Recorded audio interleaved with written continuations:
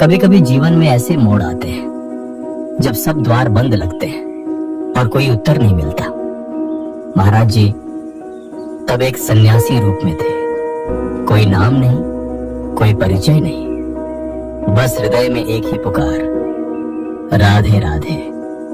प्रेमानंद जी को वृंदावन आए अभी कुछ ही महीने हुए थे, लेकिन कभी कभी जीवन ऐसे मोड़ पर ले आता है जहां अपने भी पराये हो जाते हैं। ऐसा ही एक दिन आया जब परम श्रद्धेय प्रेमानंद जी को उनके ही रहने के स्थान से जाने के लिए कह दिया गया। शरीर अस्वस्थ था, किडनी की बीमारी थी, पर मन तो बस राधा रानी की शरण में था। आश्रम के एक सेवक ने कहा कि वो उनसे कुछ जरूरी बात करना चाहता है। प्रेमानंद जी ने बहुत शांति से पूछा, बात क्या है? तो वह व्यक्ति बोला, आपकी तबीयत अब ठीक नहीं रहती, इलाज कराना पड़ेगा। हम अब आपकी जिम्मेदारी नहीं ले सकते, 15 दिन में जगह खाली करनी होगी। इस स्थिति में मैं अभी कहाँ जाऊं? शरीर साथ नहीं दे रहा। मैं आपका ठेकेदार नहीं हूँ। यह सुनकर प्रेमानंद जी मुस्कुराए और बोले, आप सही कह रहे हैं, आप मेरे ठेकेदार नहीं हैं। मेरा ठेकेदार तो केवल भगवान है। और फिर प्रेमानंद जी ने कहा, 15 दिन नहीं, मैं ये स्थान 15 मिनट में खाली कर दूंगा। और वो चले गए, बिना शिकायत, बिना क्रोध, केवल ईश्वर पर पूर्ण विश्वास के साथ।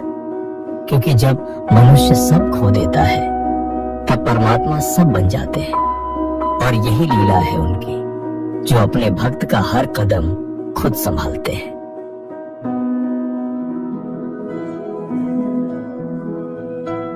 वृंदावन की गलियों में एक सन्यासी भटक रहा था। चेहरे पर थकान, हृदय में विरह और आंखों में एक ही नाम, राधा। ना कोई गुरु, ना कोई आश्रय, ना कोई अपना, सिर्फ एक पुकार थी भीतर से, लाडली जू मुझे अपना लो। राधा राधा रटते रटते बीती रे उमरिया, राधा राधा रटते रटते बीती रे उमरिया, राधा राधा रटते रटते बीती रे उमरिया, लाडली जू कब आओगी,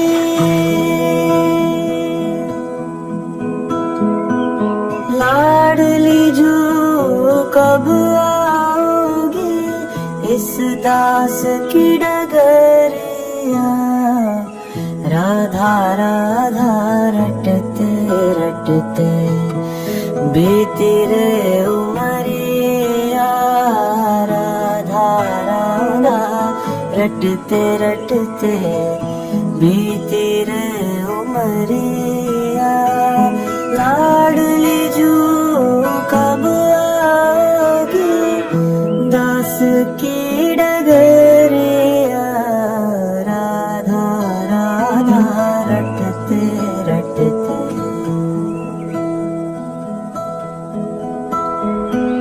मैं तो तेरा दास हूँ राधा, भजन भाव नहीं जानू रे, भजन भाव नहीं जानू रे, राधा तुझसे मिलने को ही वृंदावन में आऊं रे, वृंदावन में आऊं रे, चरण कमल से निर्मल कर दो,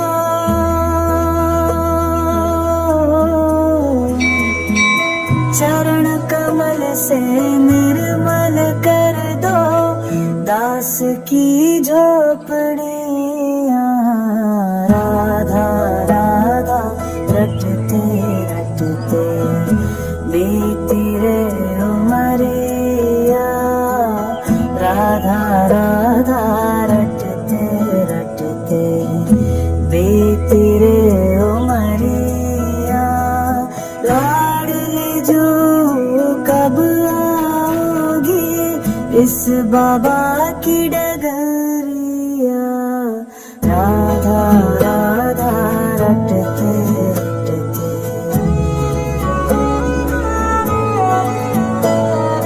राधा राधा रटते रटते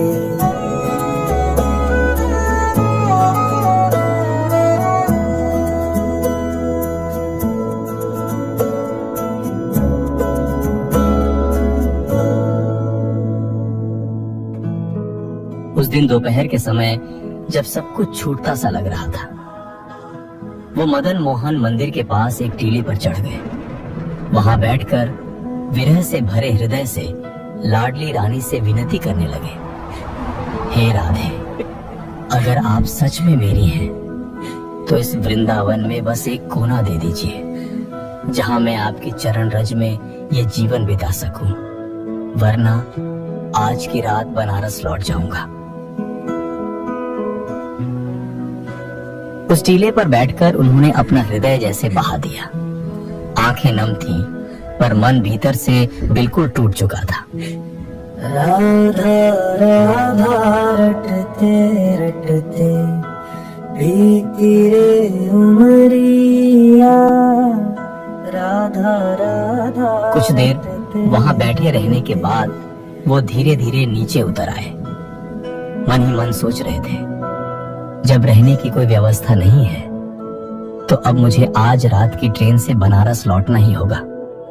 वो यही सोच ही रहे थे कि अचानक एक प्यारी सी लाली, एक छोटी बालिका उनके सामने आ खड़ी हुई।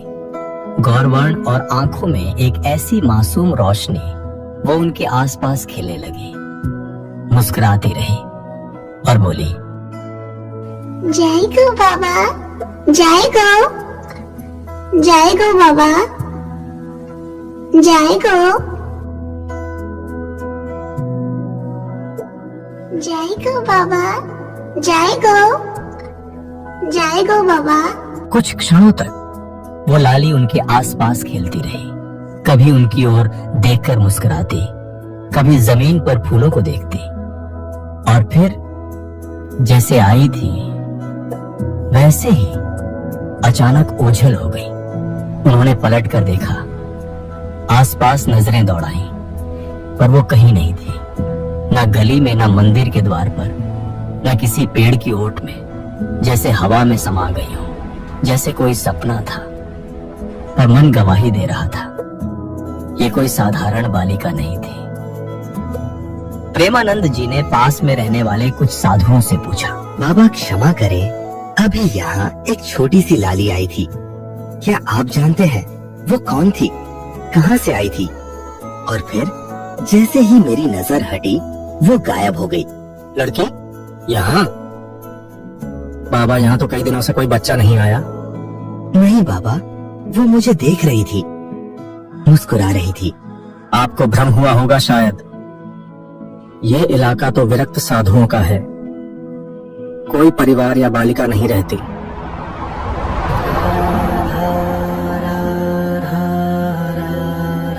यह वृंदावन है बाबा, यहाँ सब कुछ संभव है।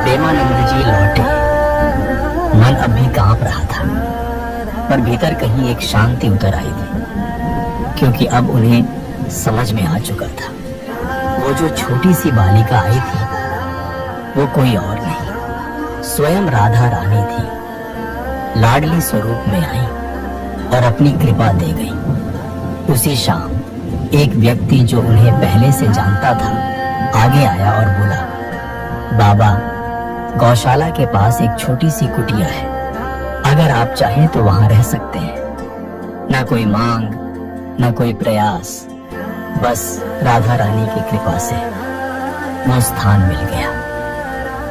अब उन्हें समझ आ चुका था, वो साथ तब भी हर क्षण थी, बस दिख नहीं रही थी। जब भूख लगी थी, कोई अचानक आकर रोटी दे गया।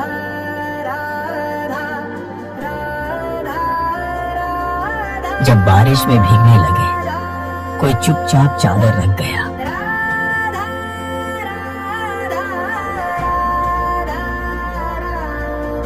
जब कोई बोलने वाला नहीं था, दीवार पर राधे राधे लिखा दिख गया।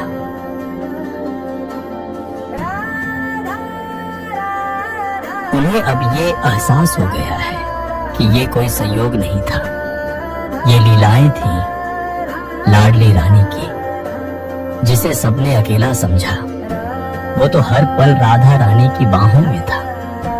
उनकी कृपा ने ही उन्हें भोजन दिया, उनके शरीर को ठंड से बचाया और मन को भटकने नहीं दिया। जो कुटिया उन्हें मिली, वो भी लाडली जी की ही व्यवस्था थी। और वहीं से शुरू हुआ वो अद्भुत जीवन, जहां एक साधक, एक विरक्त, एक प्रेमी धीरे धीरे रसिक संत बन गया। प्रेमानंद जी ने जीवन भर किसी से कुछ नहीं मांगा, केवल लाडली रानी से प्रेम किया। और वही प्रेम आज भी लाखों हृदयों को उनकी शरण में खींचता है। वो केवल एक साधु नहीं है, वो लाडली रानी के प्रेम का साक्षात उदाहरण है। उनका जीवन आज भी हमें ये सिखाता है कि जब कोई सब कुछ छोड़ देता है, तब राधा रानी सब कुछ बन जाती है। जय श्री राधे, जय लाडली रानी। और कोटि कोटि वंदन उस जीवित संत को, श्री प्रेमानंद जी महाराज को, जो प्रेम को जी रहे हैं और प्रेम को बांट रहे हैं।